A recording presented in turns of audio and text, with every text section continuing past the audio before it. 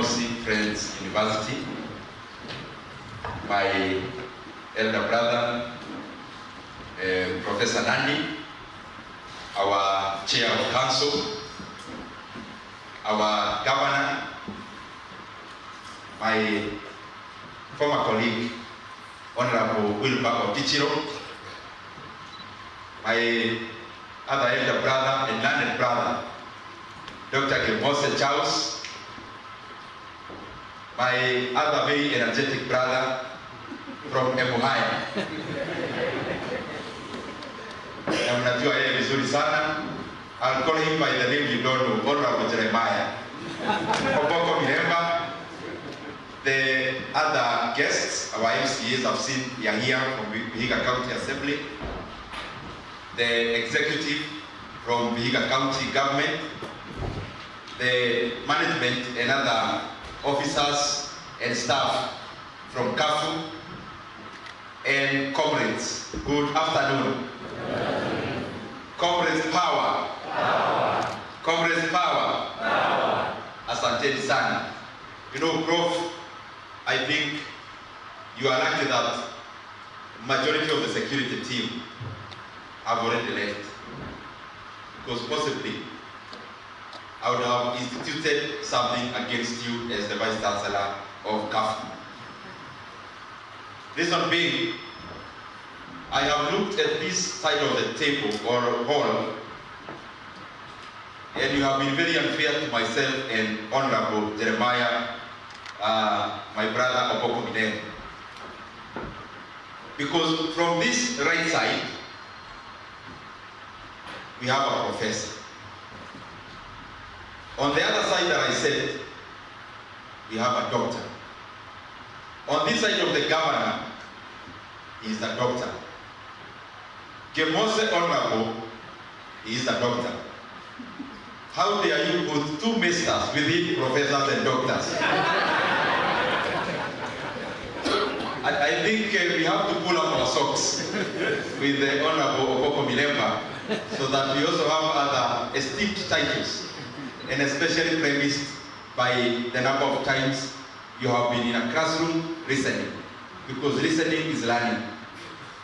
I have looked at thank you very much for the invitation. It is a great honor to come to this great institution. We have gone round, and I can clearly see that KAFU in the few years to come will not only be a great university in Kenya, but a regional and an international institution. So it is a great honor to come here and be a friend of this institution, kwa sababu nimeona mnaenda mbali. Na mkienda mbali hakuna vile mtaniwacha. Tutakuwa na nyinyi bamba. I also want to make a disclaimer as we continue that I didn't come here as an academic. I didn't come here to give you a formal public lecture.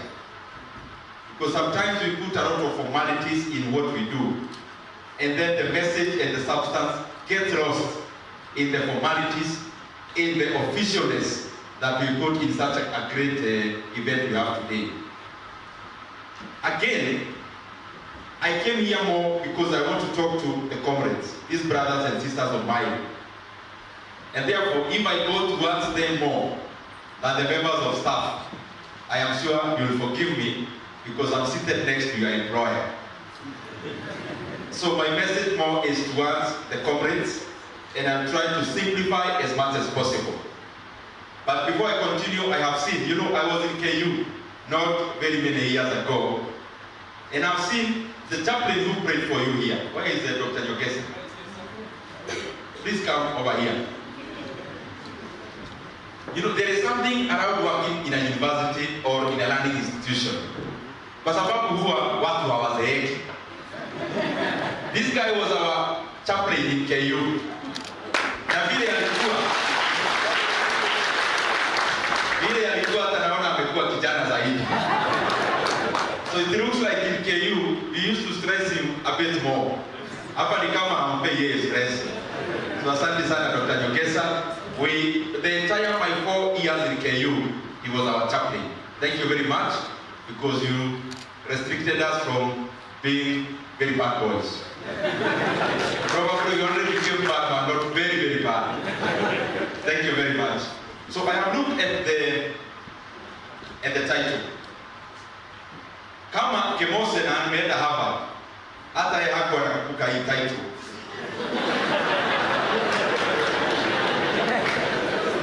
Na yeye ni mtu ya Harvard. Let me see, just because I say it's not a very formal thing. One comrade who can come here. Don't Google. I know nowadays you are Googling. And give me the theme, the title of today's lecture, the theme. Raise your hand up, I have a gift for you. Any comrade. Comrade.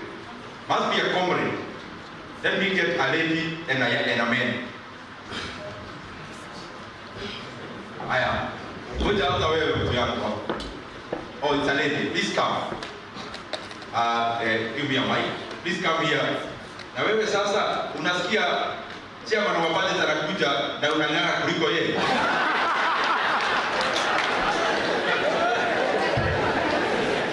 Give us the theme of today. Thank you very much for this privilege. The theme of today is Kenyan government response to external shocks. Pigia yeye makofi.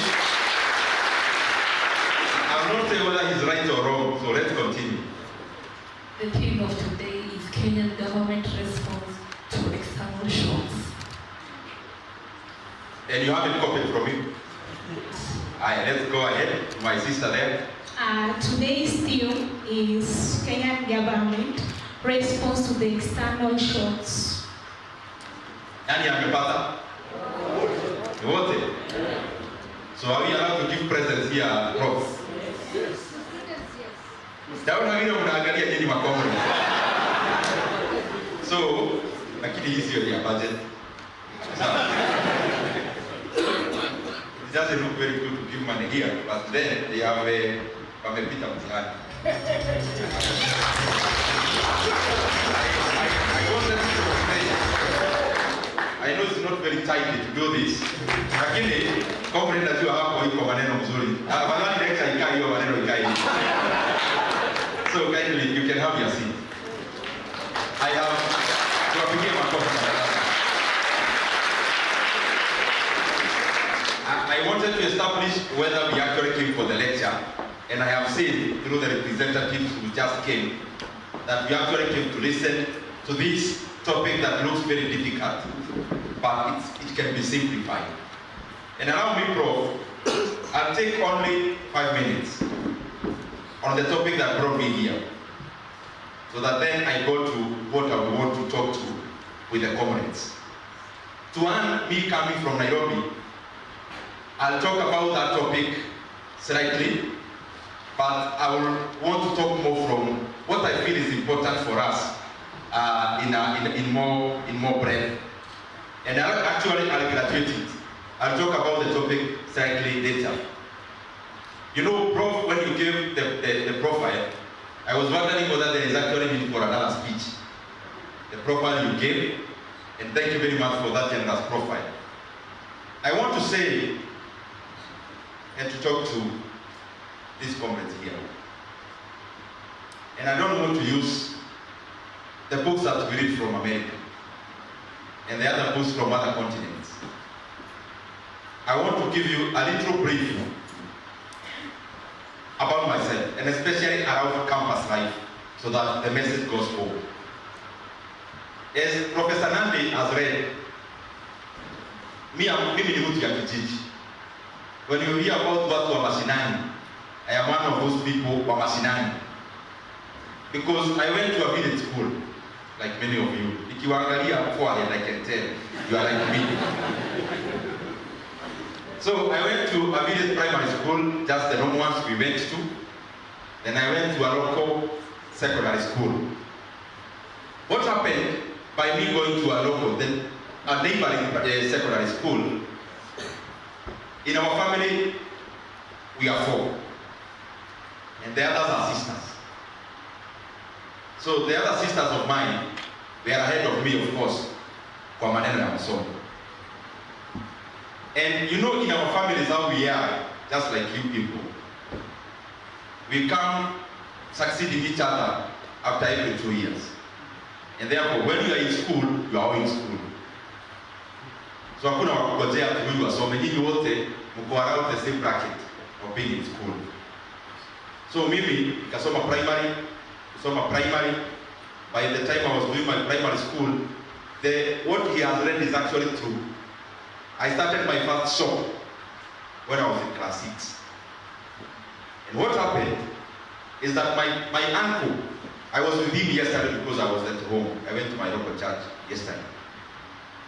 So my uncle, by then he was in Nairobi. And he was running a hotel. So he used to come home. Na alikuwa na kagana. I have never forgotten even the number plate. KUY 216. And he had a public opinion. So to me, he was the embodiment of making it. Because he could come home with a shopping coupon. So, and I rejuvenate our githeri a little bit, so that we could have breaks of githeri and eat now the shopping, or partake of the shopping. So nikiwa tu kijana, I used to look at my uncle kama the embodiment of success. Why? We all want to come to Kaimosi, go out of here, and we also want to get rich, wealthy, and whatever else that comes around that. So mimi nikaambia my mother, mimi sasa nimeona huyu my uncle hakusoma, na sasa sikuruhusu sana kwa familia yetu. Nikaambia my mother, hata mimi sisemi sitasoma, lakini naweza soma bado nikitafuta pesa. So I sold my rabbits. Wale mnatoka pahali natoka, unajua wewe you are a young man when you have rabbits. You know that. Na sampuku hapo. So nikauza. Nikakuwa na 500 for. Hiyo pesa nikaenda pahali neighboring place ya my shopping center, I bought stock ya kwanza. So I used to get primary school class 6 boy. Nilikuwa natoka shule, our primary school, I would go to the other shopping center, get the stock, then hapo in our gate, not a gate really, hapo kwa wapitatia next to our home, nikaweka ka kiosk. So nikaanza kuuza. So running my kiosk for some time, of course those two things I realized, when you are young, they don't mix. I don't know why. They should be mixing, but I realized they are not very good friends. Academics and a very young man having money, I realized those two things don't go very well. So there was a teacher from my village. Akaona tangu nianze kupata niko na 300 kwa mfuko, masomo ni kama sishiki.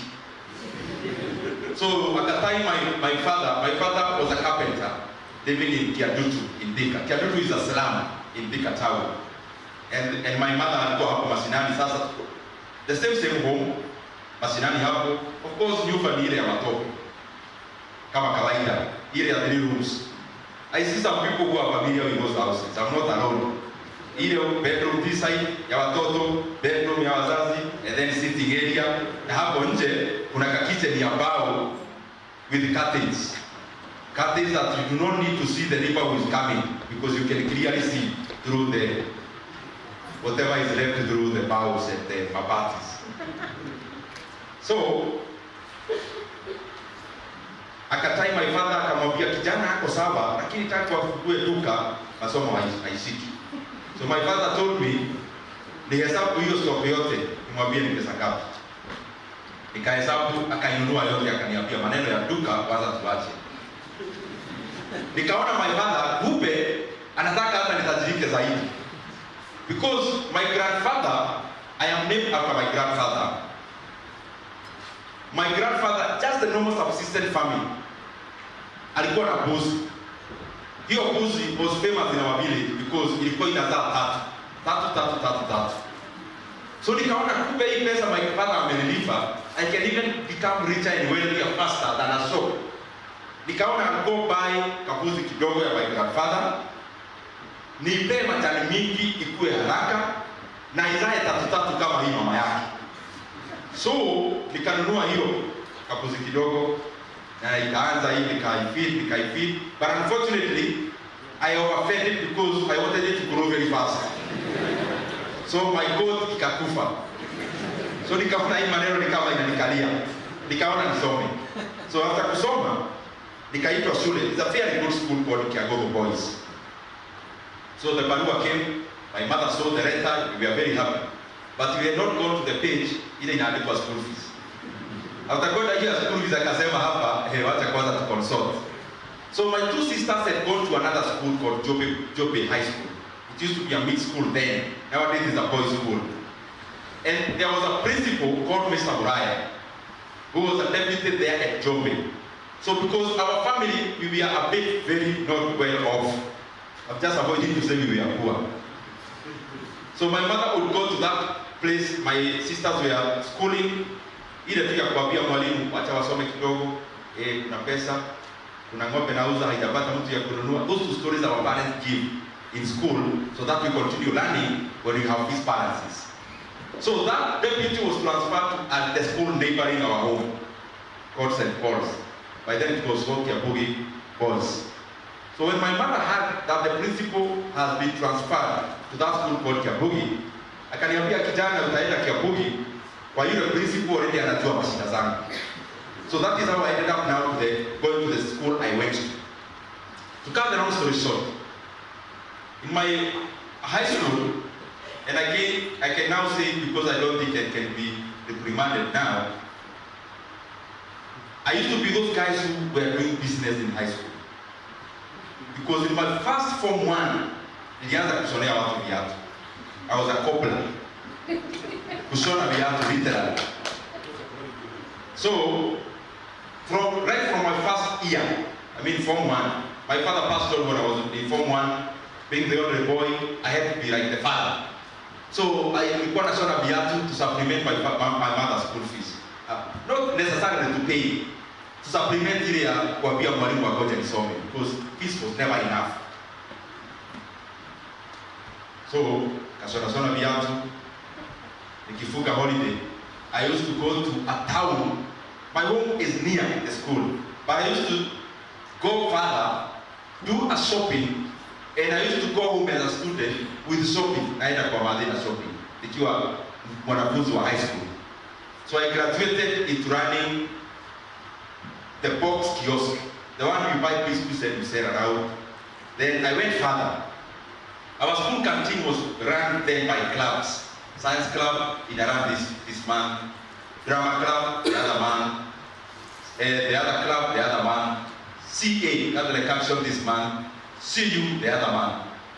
So, nikaona nitaitia club zote, so that I maximize the time, and I ran for being an official, so that I ran this club almost continuously. So nikaitia science club, nikakuwa chairman. You can clearly see I'm not a comedian like Kemosi. Nikaitia drama club. So nilikuwa mtu ya CU. Me, I'm a Protestant from ACK. I was not a very good boy in terms of discipline. So nikaona watu wa CU wananijua. Nikaona niingie kwenye wananijua vizuri, CA ndio nichaguliwe. So that I maximize the time of running the club. So that when I buy that bread, za kuuza, the officials used to also supplement. Because club didn't have enough money to buy enough stock. So we could supplement with ours, of course, to make more money for school fees. From there, kind of university. By the time when nilikuwa natoka secondary, even with all those biasharas, I still had a fees balance of 33,000. So I was called back to be a librarian. Nilikuwa nalipwa nusu, na nusu napewa sasa kama mshahara. So I worked there for 1 year plus, maybe 1 year, a few months, because by then, from high school to university, we could take 1 year and around 8 months to join. So I had enough time to go and work. Fortunately, by God's grace, I'm the only one who made it to university in that school that year. So, nikaenda KU. But before we get KU, you know, our place, and I'm talking to you guys, you know, there's no other speech. I'm already talking the speech. So the one who is grabbing, grab something, especially you comrades, and especially you men, please. Leo niko na nyinyi. Men, when you leave high school and you come to university, you cannot continue calling your parents to send you money to buy unga to eat. That is how we were, and that is why I came to talk to you. I know you can't clap there, but I'll call the parents and tell them we agree that they don't send money. What am I trying to say?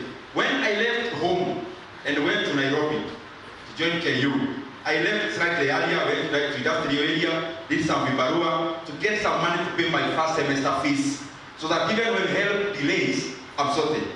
So I joined campus, nikafanya pia nikaanza masomo hapo, tunaingiaga September.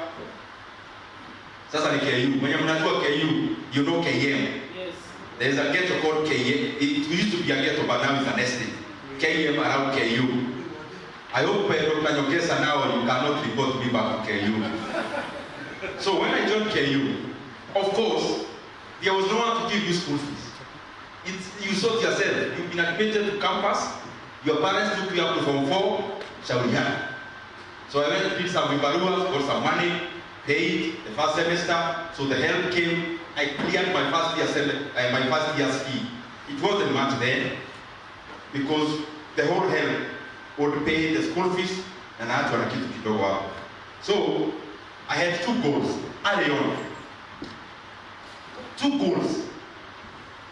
This time I was a librarian. I used to read a lot, and I had something in my mind. I was praying, by the way, that I want to get wealthy, and if possible, get some power. I don't know how, because the family I came from, those two things were very foreign. But I just had this ambition that I want the trajectory to change. And I knew for me to make money, I had to be in business. So even in campus, the Kaenda KM, as a first year, after paying the help, ile pesa ilibaki, I went to KM, started a hotel, and I called it Vatican Cave. So how it happened is that my help was not enough, because I had paid my school fees to supplement the Barua. So I went to a friend of mine called Wamwere. We were in the same year. Nikamkopa ile help yake. Ikakuwa now a large capital for my hotel. And one time, because that was around second semester in my first year, mnajua hii mwezi tuko sasa ya Feb.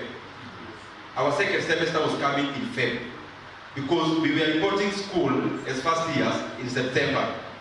So September, October, November was first sem, and December. So we were reporting now in January in second semester. So this second semester is the one I borrowed Wamwere the money for his help and my help.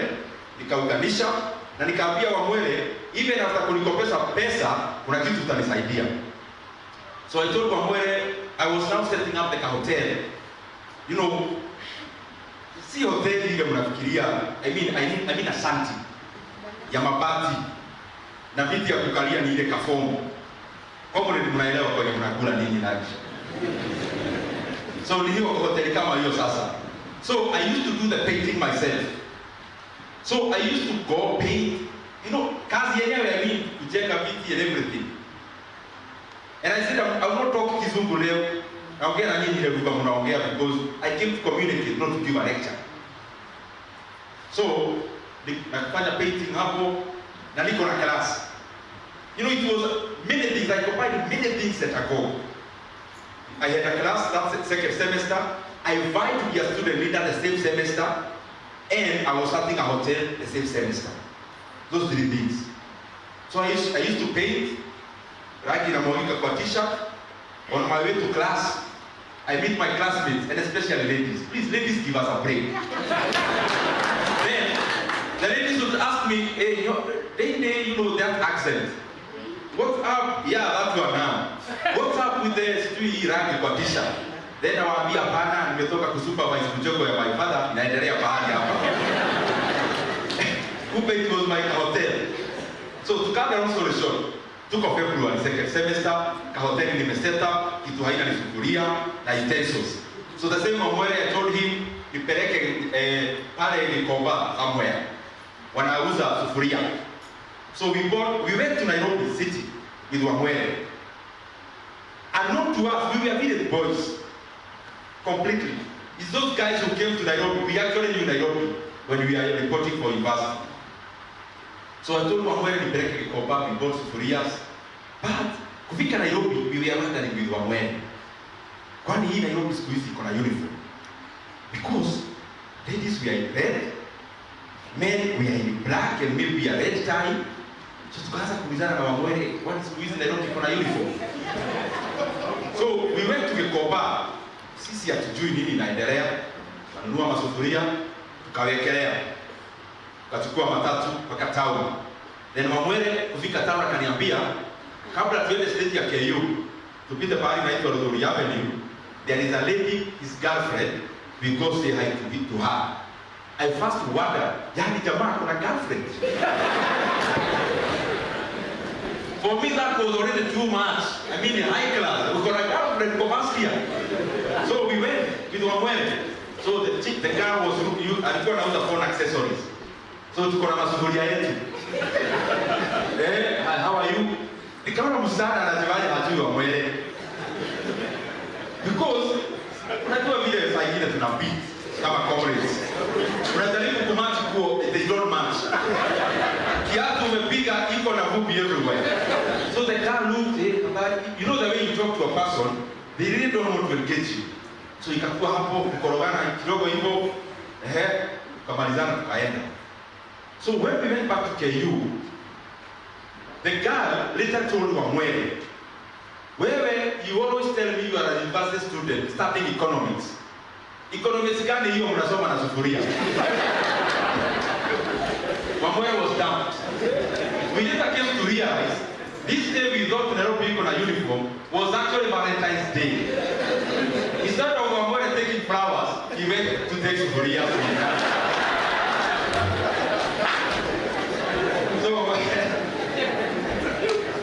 So the same year, I applied to be a student leader, a Congress person. I didn't make it. So the long holiday, I decided I was not going to Sharks. So the same uncle gave me a house somewhere in Langata. And I went around, I got an internship, an unpaid internship in the Ministry of Trade.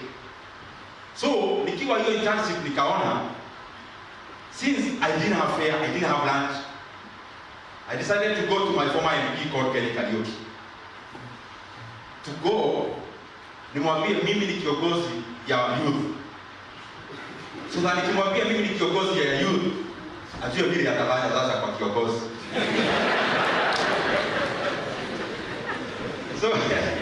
So I went there carrying a CV one day. Simanatoka kiatu inaitwa Sahara. Sahara ni ile kiatu hiyo Sahara. Iko na sole ya whitish, lakini kiatu yenyewe ni black ama brown. So nikajua ni kumatch hiyo siku naenda kwa mheshimiwa. We were village boys who give us. So nikavaa a black trouser and to match well nikavaa na of course belt was one, so the same belt black and then a black shirt. So I thought that is matching. And of course, like comrades, we always carry envelopes with a CV inside. So I went. I was not going to look for a job. I was going. Nipewa appointment na mheshimiwa. Nikiingia nimwambia mimi ukitaka kura ya yote ya university, mheshimiwa niko hapa. So I went, and fortunately he was in a meeting. So I did, the secretary akaniangalia, and because I had an envelope, the secretary told me, you can leave your CV here. Kama ni kazi unatafuta, nitapea mheshimiwa. Me, I wasn't going there to look for a job. But because amesema, nikaacha CV.